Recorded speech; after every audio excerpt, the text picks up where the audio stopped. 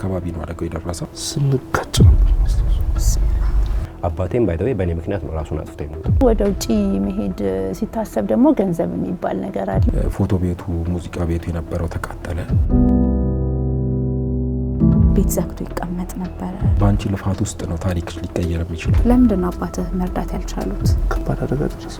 በማናውቀው ሀገር በጣም ትንንሽ ልጆች ላንቺ ተስፋ ማለት ምንድነው? ከባድ ጥያቄ ነው። ራሴን ለማጥፋት በጣም ብዙ ጊዜ ሞክሬያለሁ። መጨረሻ ላይ ያዙን ነው ይሄ ለኔ የሚገባ ነው እንዴ ብዬ መጮህ ጀመርኩ። ሕክምናው ራሱ ሊገላት ይችላል። ፀሐይና ጨረቃን ሁሉ ለማላይበት ጊዜ ነበር። መጀመሪያ የሰራኸው ስራ ምንድነው? የተጣለ ህፃን ልጅ አግኝቻለሁ። አይዞሽ ያው ቆልፏል።